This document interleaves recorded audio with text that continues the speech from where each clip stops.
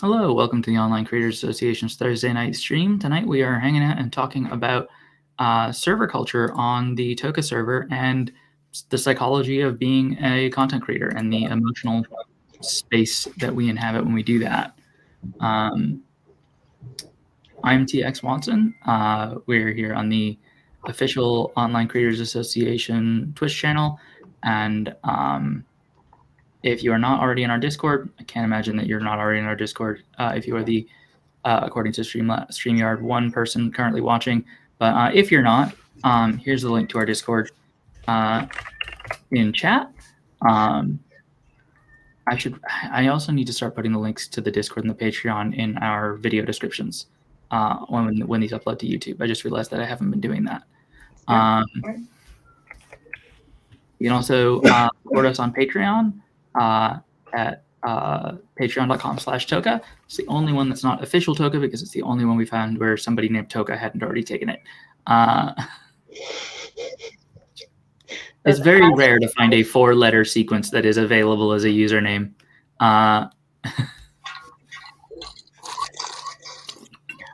Letters, man. We when we were picking the new name, when we started the organization, we were calling it the TikTok Creators Guild, but we decided to change that because we could probably get sued for having the name of the company we're organizing to advocate for creators on in the organization name. So when we were trying to come up with a new name, we were literally just trying to find like, what's an acronym that doesn't overlap with an acronym for another labor organization?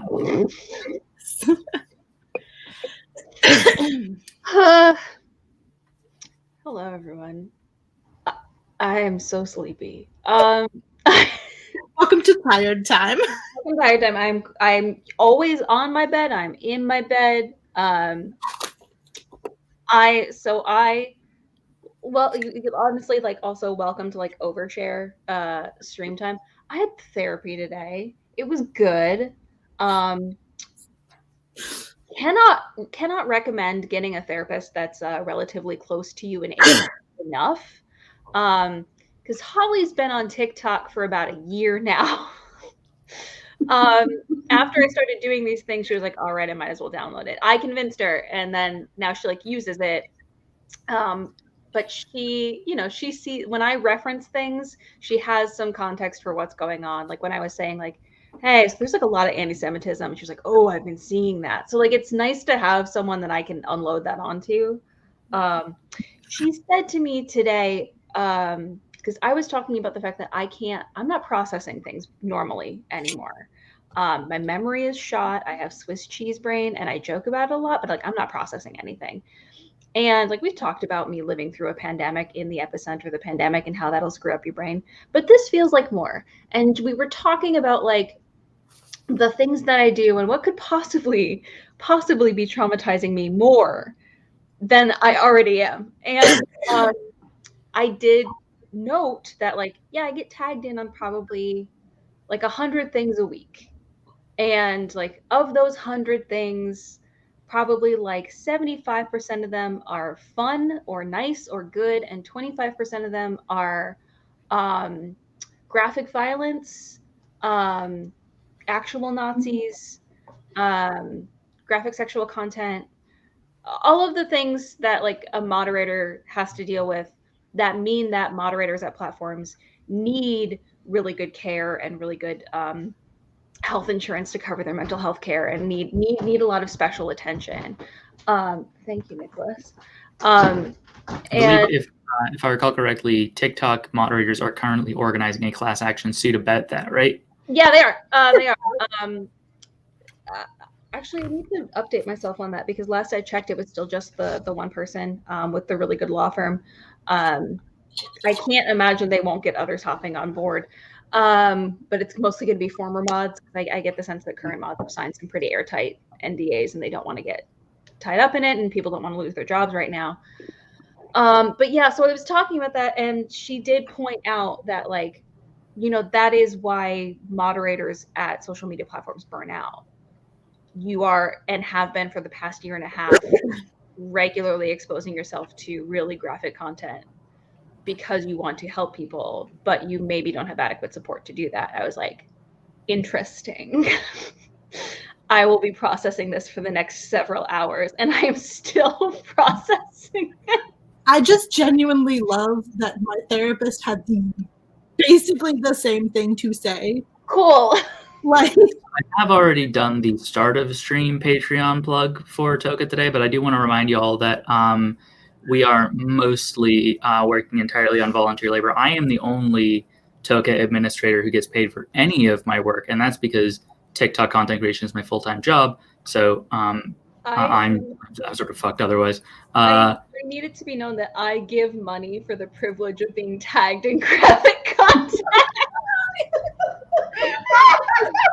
Listen, not only are you allowing yourself to be traumatized, you are paying for the privilege. I am paying for the privilege of being traumatized, and then I go and I reconcile our books. Like, it is full circle. You can support us on Patreon for any amount. We've got some guidelines on there for like how to estimate how much you should feel comfortable paying based on your income.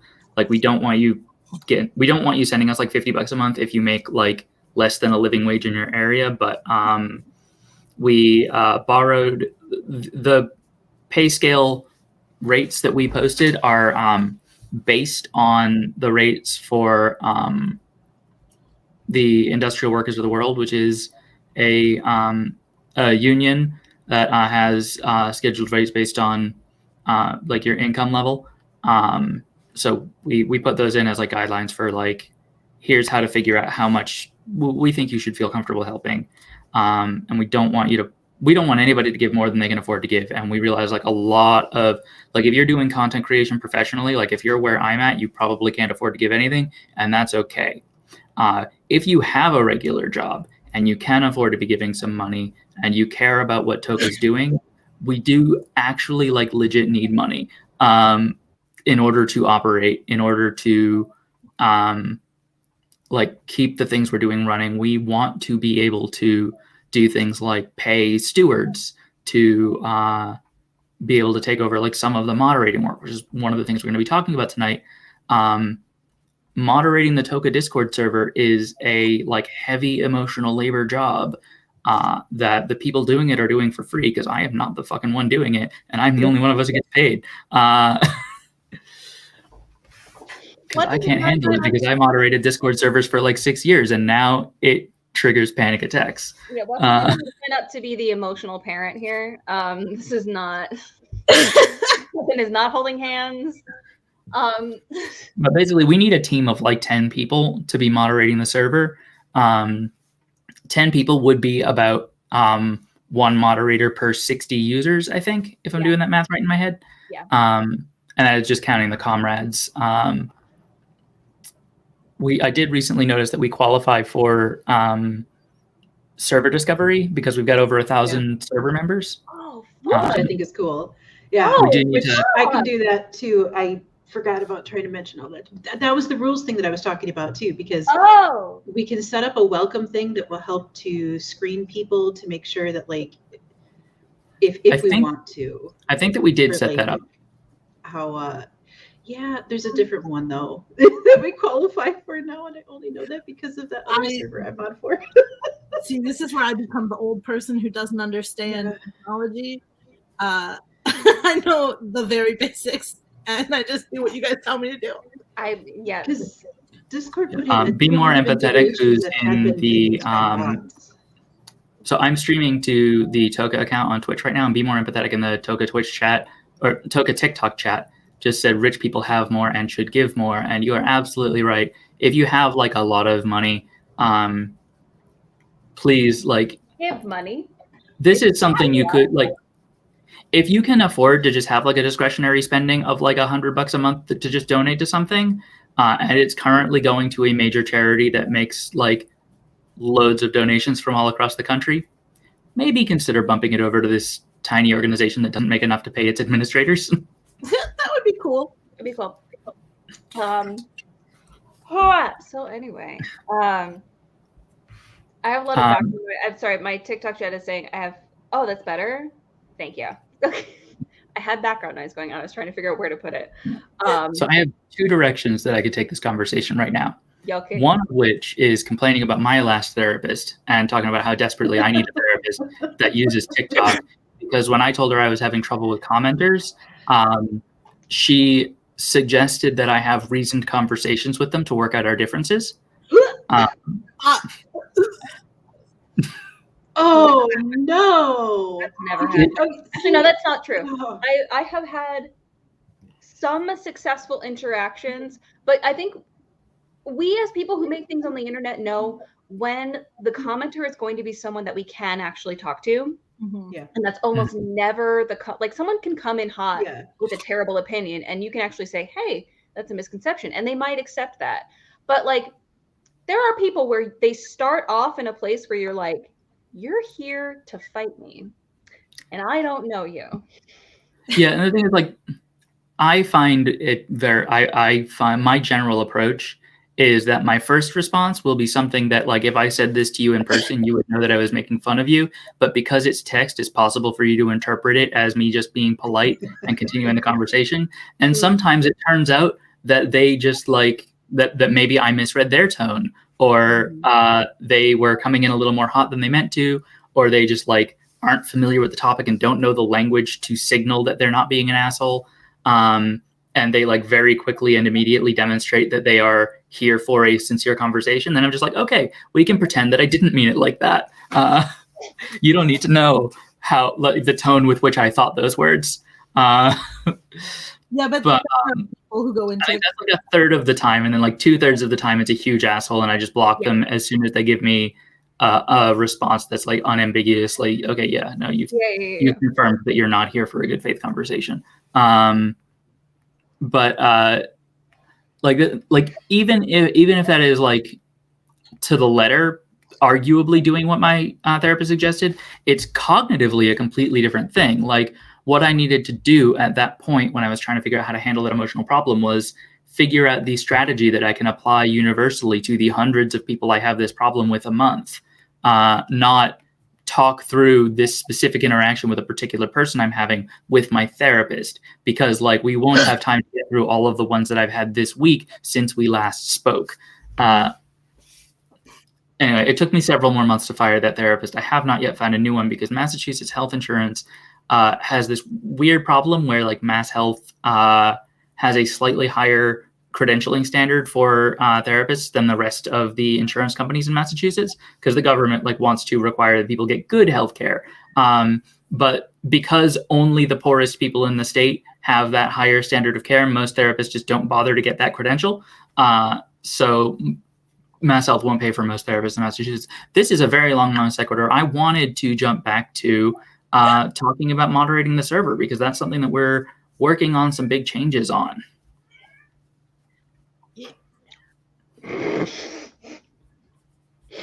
Thank you for the Victor Hugo style detour. Now that we've discussed the Massachusetts healthcare system, much like the Paris sewer system, we can come back to where we were. Yeah, I glanced down and realized we're 15 minutes into the stream.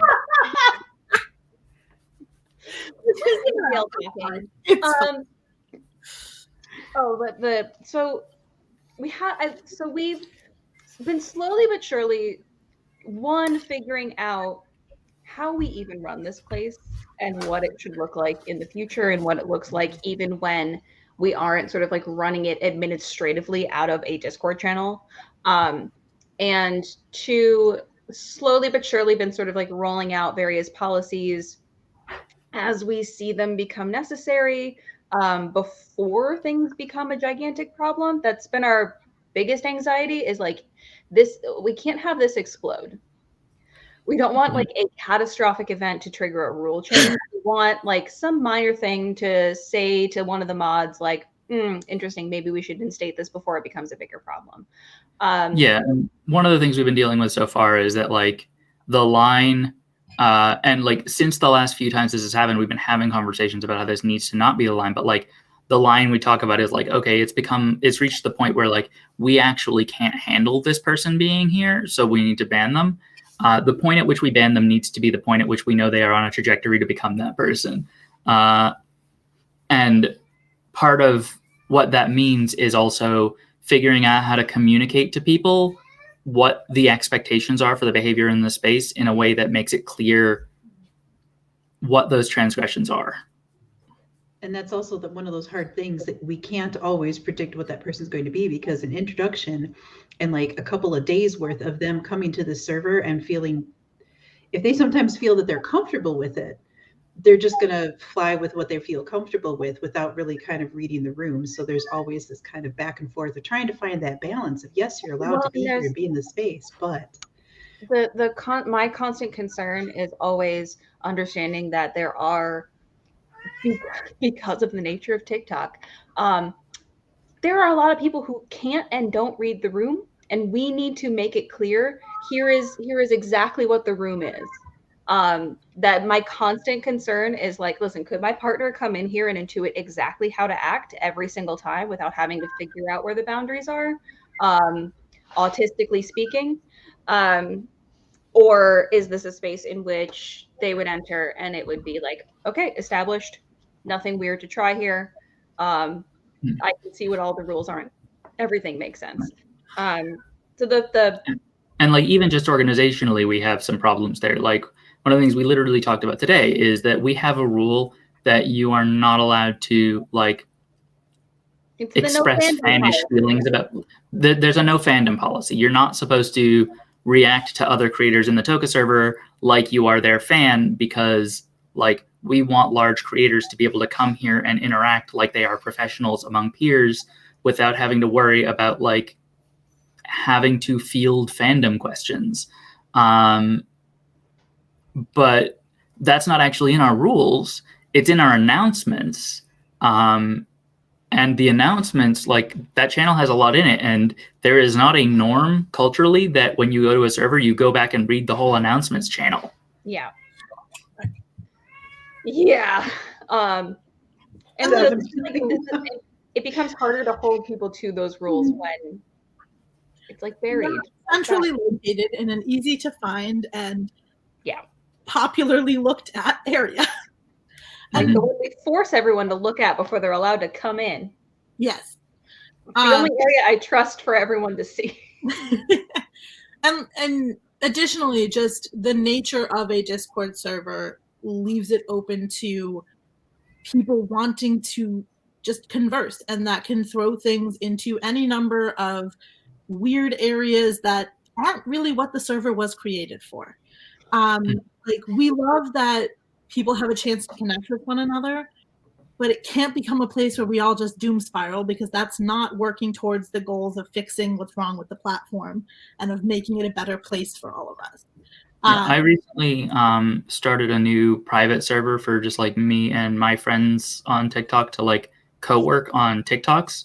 And on the first night there, I was talking to a few of my friends who joined that server, and one of them told me that they've muted the TOCA server, and another said they left it because being present in the chat there makes them feel like being a TikToker is pointless and there's nothing they could do to make their content good, which makes them unable to motivate themselves to make content. And like, we do not want our server to be a place where people come and it makes them feel unable to make content. It's the problem of being the place that people go when there is a problem. You know, like that, because that's when I always know that something's wrong, when all of a sudden my phone is blowing up because of Discord. I'm like, oh shit, TikTok's down. Like, that's, oh my God. Yeah.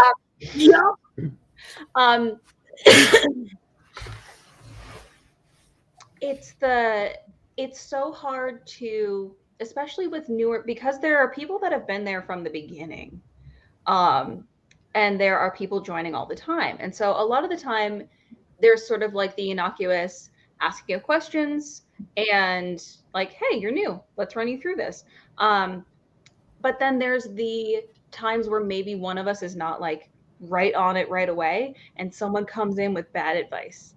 And that is usually the time where it turns into like, well, I heard this conspiracy theory that has been spreading around the platform for years and is designed to make you feel bad. I once saw someone post something at 2 o'clock in the morning that was about to be bad advice, and I jumped in and had a full hour-long conversation to keep it from spiraling downhill, and then went to sleep. So like, it's trying to figure out a central location and a central place to talk about, hey, here's all the stuff that we know, here's the stuff that seems like it might be conspiracy. And really, really giving people like unfettered access to whatever that is, to make sure that like when they join the server, they don't get caught up in this like constant spiral of nothing's ever going to go right. The platform hates me. The platform is targeting me specifically, until they just have to go. Mm-hmm. And so like one of the things that like we've talked about before, because like we've had people request this, is that like whether the TOCA server should have a vent channel. And I personally am very strongly against vent channels in Discords, because they are a place, like the function of a vent channel is to encourage people to ask for support on the level that is not sustainable for strangers on the internet to provide. And it is like just setting people up to like build themselves into toxic relationships with strangers or with people they don't really know well enough to build those relationships, and find themselves in crisis about it. Like we've had people in our servers asking for a level of emotional support that like is impossible to like you cannot ask it of just like people who you know because they have the same job as you. And like including things in the message like I feel like I'm being ignored and rejected. Like you're just setting yourself up to feel like your message is being validated when you send a message like that. And so having channels that support that kind of thing is really destructive. So when we were talking about that, we were talking about like what do we actually want to provide? And the things we landed on were the validation and reassurance channel and the TikTok salt channel. And we are making changes to both of those channels because we didn't really nail it. And I mean, I'm not mad at us for not nailing it the first time we try and solve the problem of people having emotions that are difficult to handle as volunteer internet content creator organizers, and none of us being trained therapists. Like, I don't feel bad that we didn't get it right the first try, but we do need to get it. We do need to iterate. So the plan, as I understand it right now, and this is not set in stone, we are currently still like drafting policy and working on the precise decisions we're making. The TikTok salt channel is being turned into an opt-in channel. So there's going to be a role that you need to go to the role select channel, hit the button for TikTok salt, and you'll get the role that makes that channel visible to you. And that message, like in the role select, will warn people that like this is a space that can damage your mental health. Like, and if it's hard for you to be a content creator and be listening to that kind of thing, don't join this channel. You don't need to, like, it's not necessarily healthy to be in a vent space about your job. Like I'm once we've got that switched over, I'm muting the salt channel. I understand. Well, and that, you know, we and like this is, and it's a good warning to have, because it might make people pause for a second and just say, hey, I like to vent as much as anybody else, but do I need to be constantly hooked up to a place to vent, or could I just like take this out in messages to an actual friend of mine? Put a little friction around the negativity. I don't, because I have POTS, I need as much salt as humanly possible, therefore. I have many errors. Salt triggers episodes. Oh my God. And the other one, validation and reassurance, we are planning on changing that to resource request. Yeah. And what that's going to be is you go in there with specific problems, and what you are doing in that channel is asking people to link you to resources for dealing with that problem. So in cases where it's things like we had somebody asking earlier today, what is it, like, should I be worried about this drop in followers? And it was a drop by like 100 for a person with hundreds of thousands of followers. Like over the course of a few days, they'd lost about 100 followers. And they were saying like, is this just bots or should I be worried? And so like I was responding like, first of all, like the standard answer we always give, it's probably just a bot purge. But like also if it's people, like about 100 people leaving your channel is not something to worry about. Like it could just mean that a big creator somewhere said, hey, reminder, you can go unfollow people if you want. So like a slightly disproportionate number of users right now on TikTok are unfollowing as opposed to following. It could be that like your last video didn't do great, so the net change in followers you have has been disrupted and you didn't like gain so much more than you usually are losing to like overcome that for a day or so. But like there are always people unfollowing you, and that's gotta be okay, because like you're not making content for everybody ever, and sometimes people are going to follow you, check out your content for a while, and then decide they're not super into it, and that's like not a sign that your account is dying. Yeah, especially when it's 100 people over the course of 2 days and you have hundreds of thousands of followers. That's probably normal. Like truly thinking about, I don't know what the turnover, I wish we had better analytics. I wish that I could go in and see like the follows to unfollows ratio and who's doing what. It would be really great if every day we got this many people followed you and this many people unfollowed you, not just this is the sum of follows and unfollows you had today, because it would be a lot healthier for people to be able to see if it's like, yeah, I lost 100 followers that day. I also lost 100 followers every day for the 6 months prior to that. That day, I just didn't also gain 100 followers. Well, and this is Instagram also provides that kind of insight once you sign up to be like a business creator. Can't remember, don't know. But you can get that same kind of detailed analytics where it gives you a better, and like maybe this is just me being on social media forever as a person, but having the context where people are unfollowing you all the time, constantly. You just have no idea because it doesn't really tick the numbers up and down. And at a certain point on TikTok, you have enough followers where you don't even notice until it ticks over that 50 line where they suddenly make it pop up to the next number. I have actually been really struggling with trying to communicate to people that like, if your entire self-esteem is resting on this, you have to go. You cannot stay and keep creating stuff on the internet because it will ultimately burn you out in a way that you've never experienced before. Because it will not just feel like a professional failure, it will feel like a personal failure. And that's part of the issue is like a lot of the reassurance that we have going on the server right now is, no, it's okay, your account is fine. And we need a lot more of, no, it's okay, if your account fails, that's not the end of the world for you. Or like, no, it's okay if you bomb for a straight month, that's not the end of the world. That doesn't mean you're a bad person. That doesn't mean that you're unworthy as a content creator or as a person. You are not your analytics. Yeah. You are not even your content. Yeah. You are not even your content. I am certainly not my content. I am the content. I am only the content. I've been trying so hard to like also tell people you don't have to measure your success on the standard that TikTok measures your success on. That to me is not, I don't care anymore. And maybe this is just how long I have been on TikTok.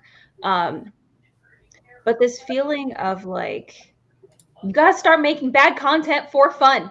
Okay. But this feeling of like needing to define, maybe this is also because I'm like almost 32. But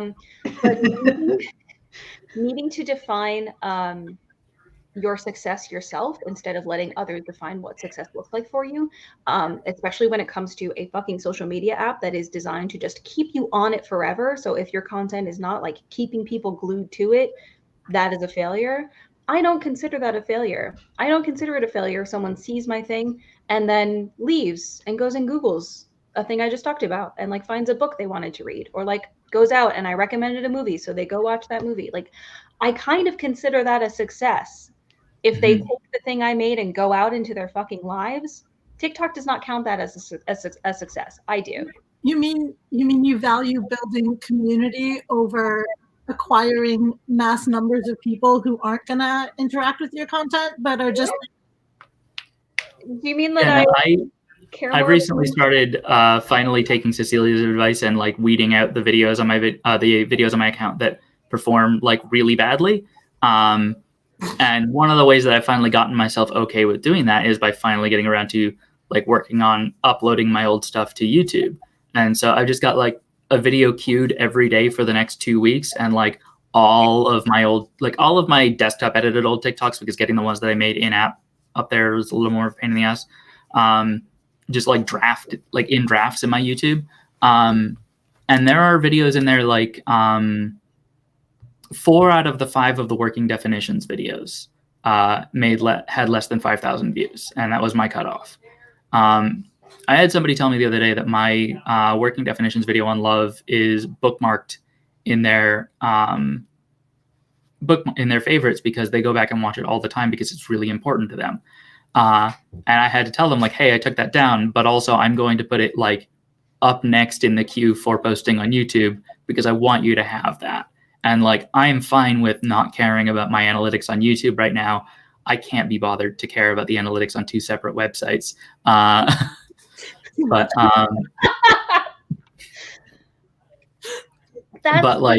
that's the whole fucking point, is that one person is so much more valuable than I got 2,000 new followers today because I posted a video that did really, really well. So many of my videos that people have personally told me are like one of the most important videos they've seen on TikTok are the ones that I've taken down because like less than 3,000 people saw them. But they're going to be up on YouTube. Yeah. But like those are successes. Even when I'm taking them down, they're still successes. It's just so asking people to disentangle how they define success from how the platform defines success is really asking people to like disentangle how they define success from how they have been told to define success for their whole lives. Yeah. And that's why it's hard, and that's why it's like fucking painful. I mean, it's also in some degree like most people go to therapy to like figure that shit out. Hi, my name is Micah, and we are asking something that it's messy. It's so messy. Oh, that must have been the one that did better than 5,000. Anyway, that was not the only one that people told me was important. I also know that the grief one was really important to some people. The grief one is important to me personally. But it also makes me mad. I'm so fucking excited about my TikTok tomorrow. Everyone's gonna be so mad at me. Oh, I know what it is. Okay. I've seen it. It's good. Listen, you say so many things to me on a regular basis that make my heart angry. You're gonna be viscerally upset, and I can't wait to see whatever you send to the fucking Discord. Okay. I'm so excited. Anyway. Yeah, it's open season. You can openly swear at me in the Discord tomorrow. Yeah. It is apparently that week too, because I came across. But also share it with your friends and family so that it does numbers. Please, it's a really good video. Like and subscribe. Like and subscribe. Smash that like button. Yes, smash that unsubscribe. It's down in the doobly doo. Doesn't matter if you smash dislike anymore because it doesn't mean anything. But yeah, on the topic of your self-worth not being tied to your analytics or tied to your content, or like exclusively about your content, or exclusively about, especially not your analytics, because your analytics are the measurement of how valuable you are to TikTok as a resource, and defining your value in terms of how something else values you is bad for you. That's life lesson. in general. Correct me if I'm wrong, is that just like what codependency is? Like when your sense of value is just about what somebody else thinks of you? Yes. Yeah. Yeah. I know I took a long time to even get like the basic idea of what codependency was because I had a lot of emotional problems. Y'all. The idea go of in a little numbers circle being and we come back around to what the end was. But one of the things that like we've all been dealing with as adults in our like early to mid 30s is realizing that we are the age of the people who taught us how to think about being on the internet when we were in our early 20s. Be resident old bee, like I just figured it out. Yeah, that just suddenly my bones hurt. Me having that. I don't actually remember anybody's specific numbers. I was just guessing that early to mid 30s covers the range of the people here. It does. Internally, I'm still mid 30s. Perfect. But this is the see you that way. That's all that matters. I had this whole long ass conversation on my side channel, talking about how strange it is to realize that while I'm doing all of this stuff, I am around the same age as Hank Green was when he was doing all of this stuff. And I had this awful moment of like, ooh, did he also feel like maybe he was still 22? Mm-hmm. He also had those moments where it was still like, I am a child and I don't know how to manage any of this. The answer is yes. The answer is yes. The answer is yes. But it was a wild realization. I've already had these about my parents and like everyone around me, but like the people that taught me how to use the internet. Yeah, no, I just watched. I haven't had that realization yet, and now I need to just. You gotta sit with it. Yeah. Yeah. Last weekend, I rewatched Hank Green's XOXO Fest talk while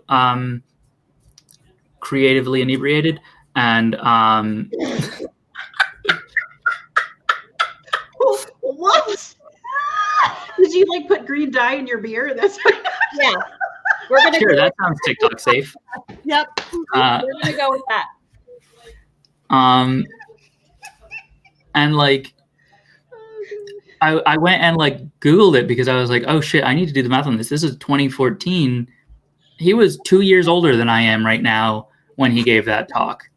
And that talk like significantly shaped my worldview. Oh. It's about giving up on your dreams, by the way. It's a really good talk. It's a really good talk, genuinely. I'm just like 2007 issues now, and like you're fine. Yeah, there's a older than the people who I learned this stuff from. Yeah, I learned it from them, and I think that's what's throwing me over the edge. Yeah, I think I literally messaged Cecelia about this, but like his talk opens with him doing the math of like exactly how many minutes of content people have watched of his and his brother's content, and he breaks it down into like number of years of time, and then into like total number of average human life lengths, and then he points out that like what people are doing when they watch his videos is killing time. So like you literally like you're killing yourself in small increments when you do that. And so he had at that point in his life when he gave that talk killed 85 people's worth of time. I want to know how many people's worth of time I've murdered. I want to know. Are we including TikToks and YouTube in this? Because yeah, your YouTube videos are significantly longer. I know.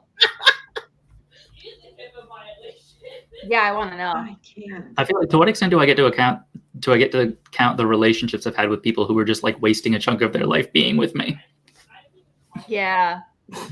Yeah. A little bit. Oh God. Yeah, because it's. Oh God. It is that weird thing too, because like again, I was just ahead of the curve with like half of this technology shit. Nobody was talking about mental health when I was in California. Not a single person.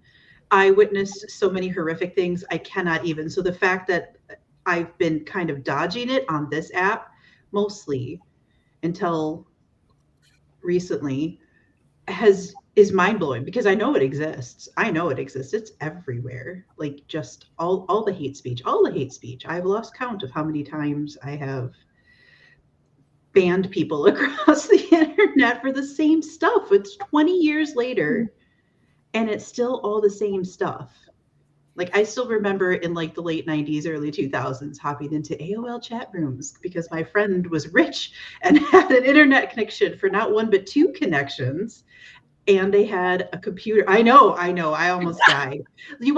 This is how rich they were, right? Okay, so they had a fax line, two phone lines, two internet lines, okay? They had a fountain soda machine in their house because that's how much they enjoyed soda. They were rich. I'm just imagining what it would have been like in the 90s to be able to be on the internet and also make phone calls. Yes. Never heard of it. Yes. Never heard of it. I was not old enough in the 90s to care about the phone. And then me, my closeted asexual self who had no fucking clue, my other friends are like, hey, we can go look at porn. And I'm like, no thanks, bye. See you next time. Why? And I'm sitting here, like, again, this is, and I promise there's more of a point to this too, but like, even back then, I'm just kind of like, okay, internet, it's a fun time thing. Like, it's time for games, it's time for cartoons, it's time for just, like, let's go have fun, meet people, do stuff on internet. Yay. But the internet has always been for porn to some degree. And it's not a judgmental thing, but it's just like, and then you get to, here we are, fast forward 20 years later, and people are surprised that not only are there still pornographic materials online, but there's everything else in life too, including hate speech. And it's everywhere. Yeah, one of the things that when I used to work retail, I was really good at, and this was like an active mindfulness thing that I would deliberately exercise constantly at work, retaining the awareness that each individual customer was a different person. And that, like, just because I'd explained this thing to 7 people today doesn't mean that the 8th remembers and is just willfully ignoring the 7 other times I've said it. And like, that's something that I've been thinking about recently, because I think it's something that I need to bring back into my life as like a regular meditative practice, is just remembering that like every single stranger on the internet is a fully different person. Yes. Who like has no reason to know any of the things that I've said to any of the other people I've talked to today. Yes. Yes. People not having the full context for me throwing out a statement on my side channel as if they've all seen every single one of the absolute bullshit videos that I put there. And then everyone has questions, and I'm like, I understand that you don't have context for everything that I say. Mm-hmm. You're going to have to scroll back like 100 videos, and at least 75% of them are just me doing stupid things, and only 25% of them are the content you signed up for. But it's back there. I just remembered, and I'm sorry that I'm sorry that this is like the 3rd time today, and also the like 6th stream in a row where Hank has come up. But he's just living in our heads rent free at this point.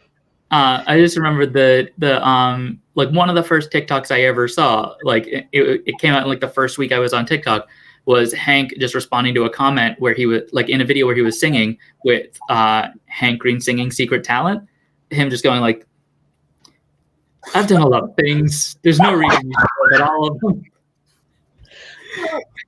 Folks who aren't familiar, singing on the internet is why Hank Green is famous. Yeah. The first thing that blew up on Vlogbrothers was him singing a parody Harry Potter song. Yeah. Remember that? I also think that from a user and also creator standpoint, just because not every single person that you interact with has the full context of what you're talking about and asks for it, does not mean that you owe them anything. There's a really frustrating culture on the internet of everyone thinking they are entitled to every little query and thought that they have, and getting very self-important about asking those questions and treating the people who are giving the answers as if they are not also people. And I think on both ends of it, we have to be willing to set boundaries and realize that it is okay to not answer everything. And we need to be okay with the fact that not everything we ask can get answered. Exactly. It's a tough line to balance in your head, but like a lot of customer service skills are super applicable to being a professional content creator. But also, professional content creator is not a customer service job. No. You don't need to please the customers. If they don't like what you're doing, like the moment when somebody says, I don't like the way you're making content, what they have done is volunteered the information that they are not your customer. Correct. Like, Yep. You should, in fact, go to a different store.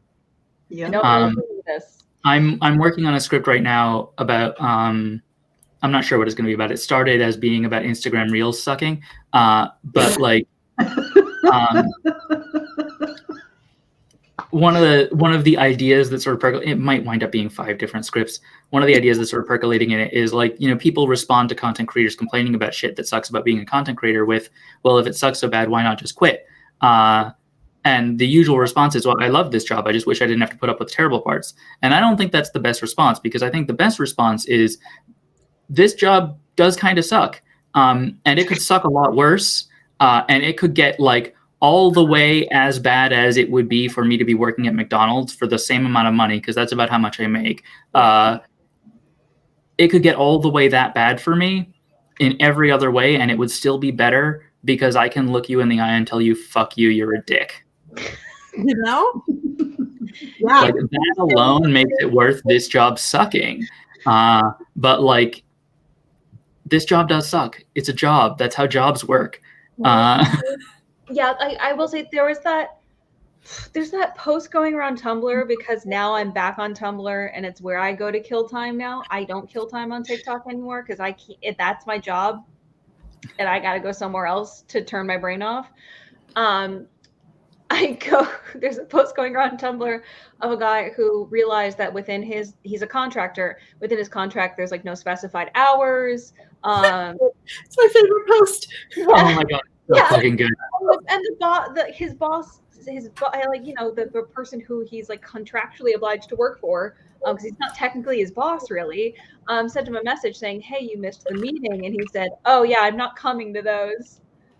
And like the boss tried to follow up with like, you have to, it's required. And he was like, yeah, you should actually read the contracts that you send out to people. There's some wild stuff in there. Anyway, I will not be coming to the meetings. If you want to fire me, you can, but you still have to pay me the contract. But the last line of please call me, and it just says no. Because you don't have to. There are so few places where you do actually get to have that kind of control. This is one of those places where, like, if I blocked someone on my side account, I didn't block them, I just removed them as a follower, which is the same thing. That I removed them as a follower on my side account because they said smash or pass, they would smash Umbridge. And I was like, I don't need this energy, get out. I am allowed to do that. You're bleach.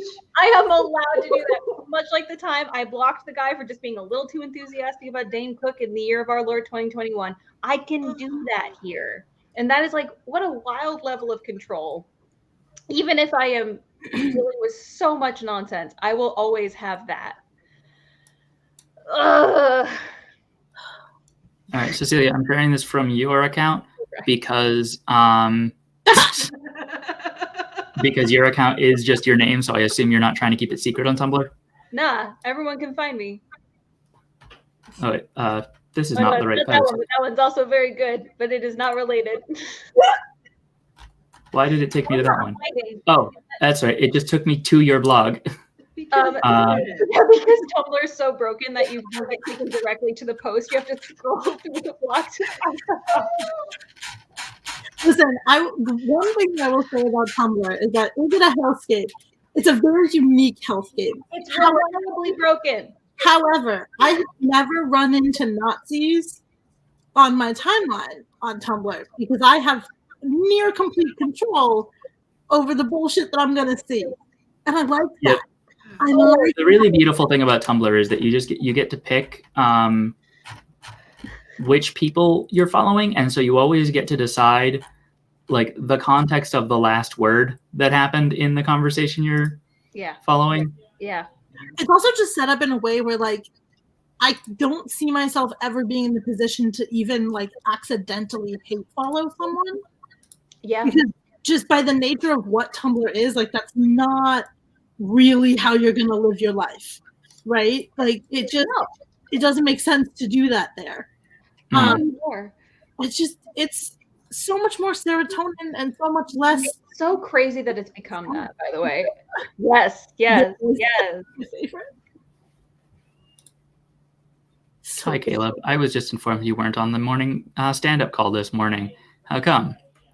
Yeah, dude, I was asleep. I basically never join those. Going forward, morning meetings are a requirement for employment at blank. I expect you to be on the next call tomorrow at 9 a.m. Eastern. Man, that sucks for you guys, but I'm not an employee. My contract says nothing about required hours or daily meetings, frowny face. You really need an attitude adjustment. If you aren't on the next call, you're fired. Your choice. You can fire me if you want, but you guys have to pay me through the 18th of next month regardless, so I'm definitely sleeping in tomorrow. Enjoy your meeting, thumbs up. You guys really ought to read the contracts you have us sign sometime. Pretty wild stuff in there. Please call me. No. It's so good. It's so powerful. It's so powerful. Oh, God. I would kill to be on a contract where I could respond that way sometimes. Same. Oh God. All of this had I had a thing in my head and it went away. That's fine. We're here now. I'm still salty with Tumblr. Like I avoided jumping on the Tumblr train because it was so glitchy when it first came out because they needed to buy thousands more of server, they needed all of the servers. It never loaded. And my one friend was like, you have to follow, you have to. And I'm just like, I can't even create an account. Call me when it's stable. Yeah, I am encouraging everybody to get back into Tumblr right now. Just get back into Tumblr. Just get back into it. It's a good time. It's a weird little place to be. You and if we're mutuals on TikTok, DM me and I will send you what my Tumblr is. It also took me forever. I am emphatically not trying to be popular on Tumblr, but someone is eventually going to realize that it's you because you do a fair amount of talking to me and Micah, who are not pretending to be anybody that we aren't. Right? You know, if you hadn't said that, it would have taken a lot longer for that to happen. How would it have taken? People know. You basically just invited people to stalk you to find you. I also. Yeah, no. Now there are going to be people who are watching your blog and Micah's blog for which people you guys both interact with a lot, who doesn't seem like anybody, but who seems like they know you. So now you got to make another account for all they know, you could be, and not tell them. Listen, for all they know, you could be user gay arsonist, who I reblog from constantly, but you're not. You would from them. Yeah, they're wonderful. I wouldn't put it past you to have the username gay arsonist because that's hysterical. But that's not you. But like, if they're looking for who I interact with a lot, they're going to see all the same 5 people because I only interact with 5 people. I followed back anyone that I could recognize from TikTok on Tumblr because I was like, "Welcome, friends. This means we're real friends now." Yeah, we're gonna trade posts back and forth like they're fucking pogs. I really like that. I think the last 4 live streams I've been on somehow. What's that? Oh no, we've talked about pogs. Yeah, we've brought up pogs many times. You guys have brought up pogs many times. I have not brought up pogs since 2000. Well, you should get on that. The pog discourse is amazing. Pogs are the little circle things, right? Yeah. Mm-hmm. It's what both Cecelia and I imagine NFTs are. Yeah, I think of them as pogs. That makes sense too. Okay. Anomaly Bones, shut the fuck up. Listen, we are in fact sure that user gay arsonist is not TX Watson. Yes. Can confirm that person's been on Tumblr and is actually has a Tumblr following and is not Watson. Periodically posts pictures of themselves because there's some kind of bug scientist outside of being a gay arsonist. Anyway, it doesn't matter. Right? Yeah, right. Despite all my rage, we are still just pogs in a cage. That's true. Okay. So this is the thing I wanted to come back around to. So in talking about the tone of the server and how we think about things and how we are contextualizing stuff, I think that we can go into wild conspiracy about how the algorithm works, and we can spiral down into every single doom spiral, or we can actively choose to not be represented by our worst feelings and our worst moments every second of every day. Let's talk about it real quick because we have time. This is like a thing that we just never put it into the actual like words of the channel. There's something in the initial rules that, you know, you should be treating this space, you should be having respectful discussions with people in this space, as if you would because we're all, it's something like we are all technically, you know, social media professionals in this space, something along those lines. We should be talking to each other, and I encourage people to like get to know the people in the Discord. I don't want people to feel disconnected. Part of the reason I'm happy that the server exists and I feel like we are doing okay is that people are able to go in there and get some reassurance and talk to people that they know and maybe distract themselves for a little while. But I want everything to come back to, we probably can't identify your individual problem. That is not what the server is for. And at the end of the day, what we need to be talking about is, here are the bigger issues that I see.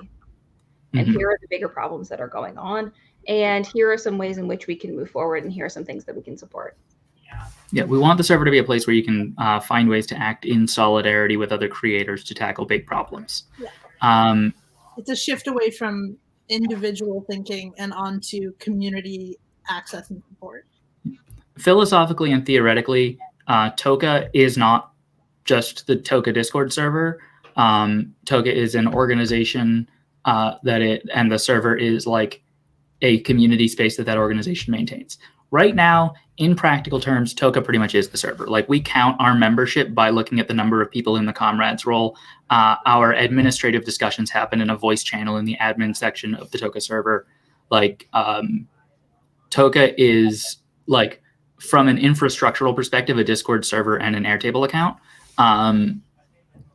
Excuse me, we also have a QuickBooks account and a Chase checking account. So...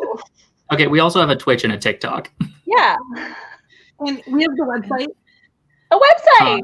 Right, we have a website. But my point is that, like, there is not currently a place where you can be, like, enrolled as a TOCA member in a manner that is not being in the Discord.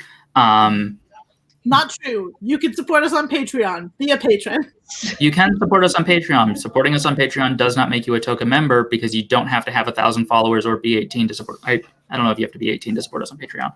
You don't have to have 1,000 followers to support us on Patreon. You can support us on Patreon as a supporter of content creators. So if you are not a TikTok content creator, please feel free to support us on Patreon. But ultimately, long term, we absolutely need to not be relying on Discord as our core infrastructure. That is not a short-term goal, because we do not have the infrastructure or the money to sustain like a more elaborate custom infrastructure. We also don't really have enough to offer at this point as an organization, apart from the community of the Discord server and the resources that we can post in the Discord server. We don't have enough to offer to like justify the effort of a person like signing up on a separate website and like getting a membership card and all that. Like, there is a degree to which the ask that would be involved in organizing more formally than just on the Discord server requires a bigger promise than we can currently make. But TOCA hasn't really stopped growing since we founded it, and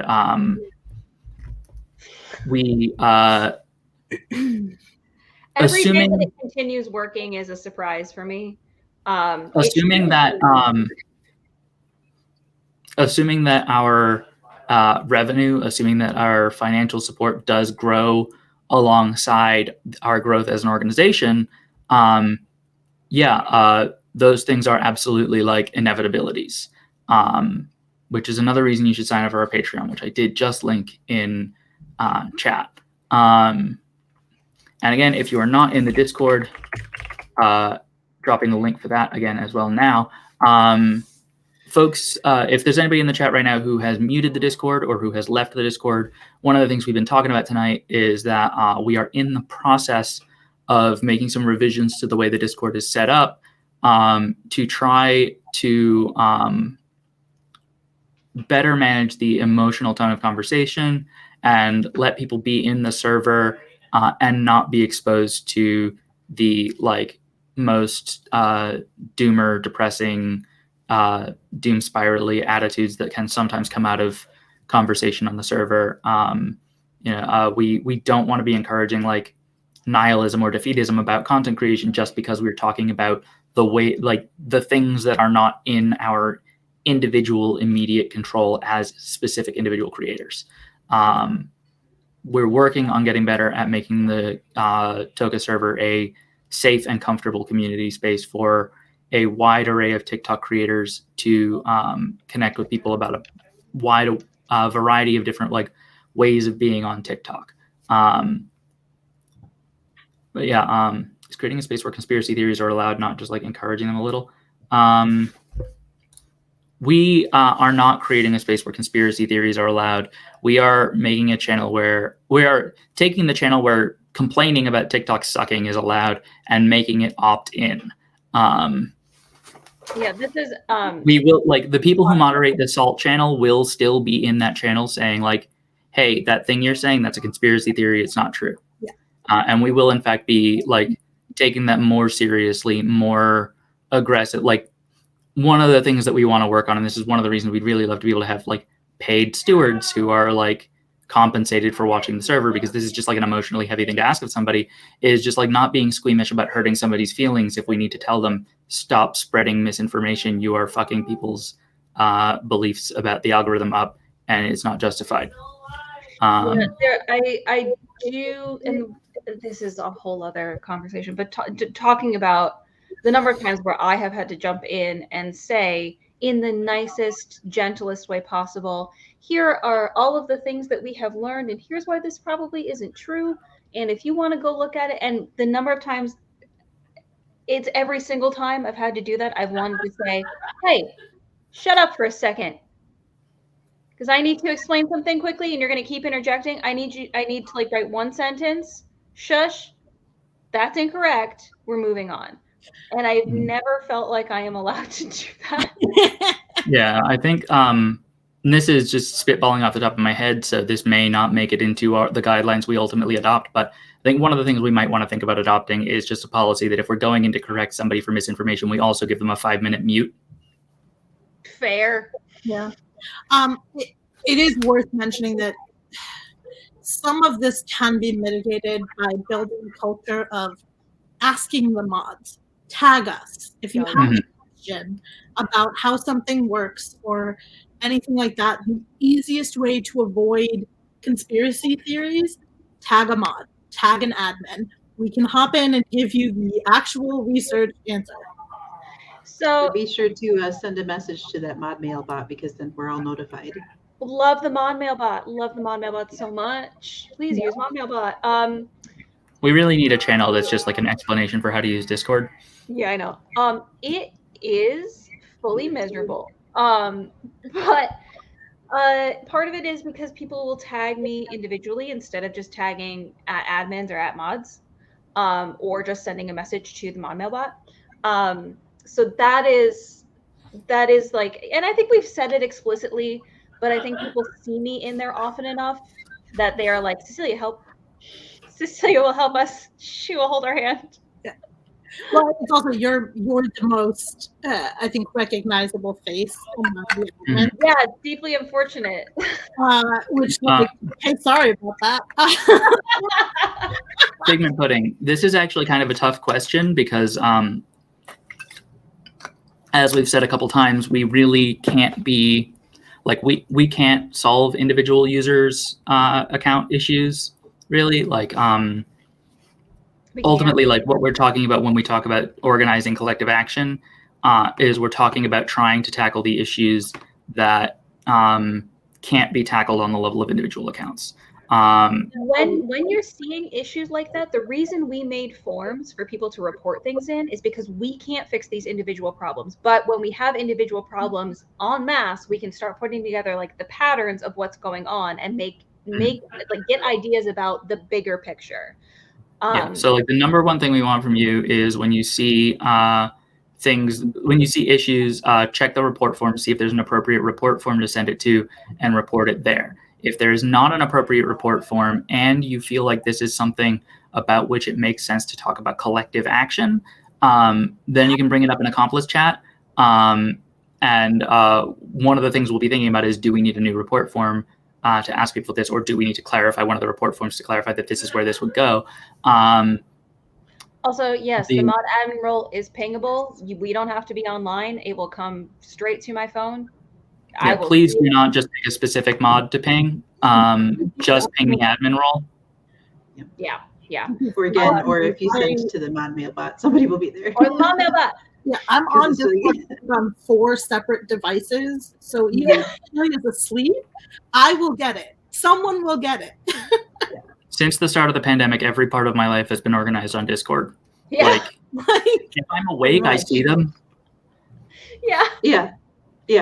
Seriously, like I have always appreciated Discord, but like I hopped over to Discord from TeamSpeak because we wanted the better voice capability for raiding on WoW. And now I don't use it for WoW anymore, other than to keep in contact with my friends from there. And I use it for literally everything else. And I'm just kind of like, wow, I never saw this coming, but I'm glad it's here.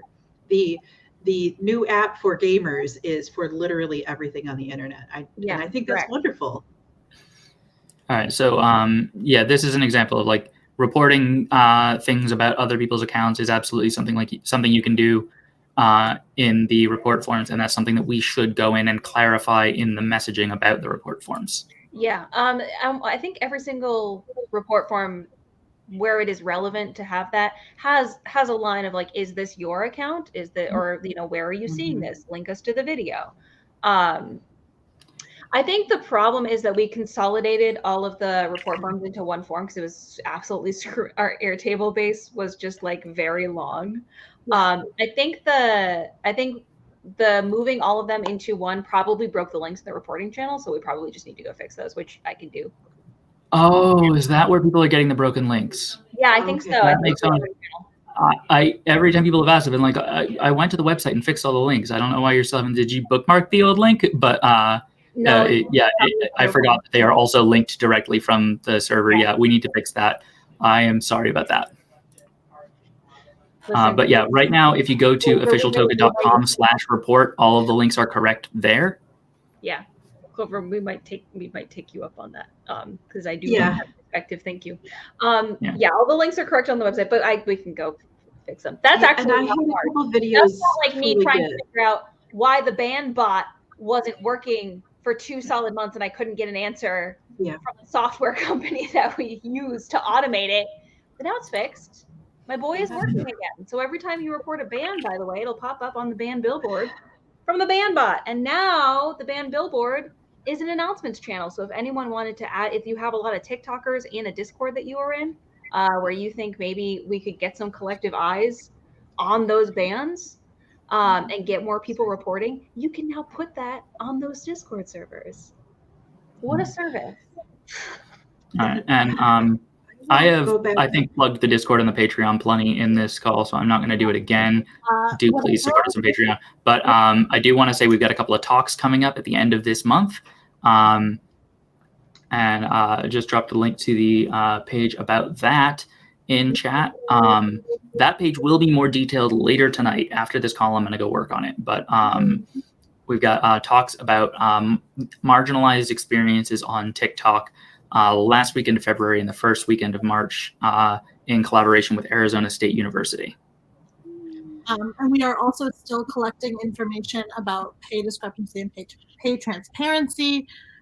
We have a lovely little form that you can fill out if you're in the Creator Fund or at some point we're in the Creator Fund, even if you've left it. We would love to add your data. There is fields for demographic information. You do not have to fill those out, but it is incredibly helpful to us in terms of identifying patterns and discrepancies and disparities. Yeah, we are seeing some noticeable and significant trends in which people make money. I don't think most people watching this will be shocked at what those trends are, but it's good to have data demonstrating them. But we don't want to be making, we would like to have at least 1,000 responses before we start making statements about like the conclusions of our data. 1,000 is still a pretty small number when it comes to the Creator Fund, but like it's an order of magnitude better than where we're at right now. So we're currently at 2. So last week we were like just hitting 100. This week we're at 230. So this is, I mean, I personally am very excited that like 200 people took the time to actually do this. That is incredible. And I just want to thank everybody who sat down and did it. Anyone who bugged anybody else to do it. A+, thank you. Thank you so much. If you haven't bugged anybody else about doing it, do bug some people about doing it. If you know anybody who's in the Creator Fund, if you've bugged them and they said they were going to do it, follow up with them and ask if they did. And if they have, bug them to bug other people. Yep. The only way this gets out is word of mouth. Considering that that's how activism works. That's how activism works. You go talk to 4 of your friends and then you follow up with 4 of your friends. And this is how every grassroots campaign I've ever worked on has worked. Yeah, I have a video that's been like half scripted for like a year and a half about how people talk about pyramid schemes and the fact that we just associate that format with pyramid schemes is a problem because it's not actually if you talk to 4 people and they talk to 4 people and they talk to 4 people, that's not the part of the pyramid scheme that makes it a bad thing, because that part is actually a really good and powerful mechanism if what you're trying to do is to saturate a population. The problem with pyramid schemes is that they pretend populations can't be saturated. Yeah. Well, I mean, at the end of the day, a pyramid scheme. A pyramid scheme is really just a extensive phone tree with money attached. Yeah. Like Clovebird, it would be more accurate to say that MLMs are a co-opting of activist methods. Yeah. Mm-hmm. And then I was also going to say specifically to Clovebird, I did make some TikToks for another friend of mine who was like, I don't understand Discord at all. I think I may have deleted them though because they underperformed. Oh, yeah. So I'll go, if I find them, I will tag you in them. But if I did delete them, I will remake them. Michael, there is a joke in here somewhere about AIDS activism, but I do not feel confident about my ability to like make it and not be horrible. Yeah. Although I think maybe that's what we do on our YouTube channel next, is we just make a how-to Discord YouTube video. That is a good idea. I 100% thought you were saying what we do on our YouTube channel next is jokes about AIDS. No, I thought it was jokes about men loving men. I thought we were going to get into the supernatural content finally. Yeah, we're only talking about Destiel. Oh, yeah. I'm only talking about Destiel from now on.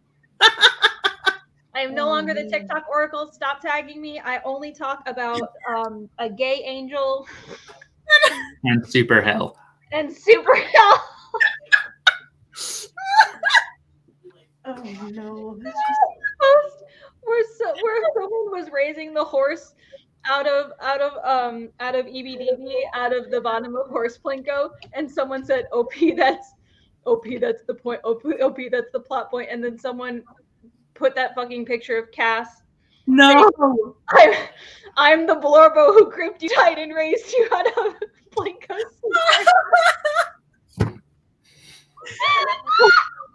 Plinko perdition. The layers of comprehension you have to find that funny. Oh, no. Thank you all so much for coming. We're going to go now. Bye.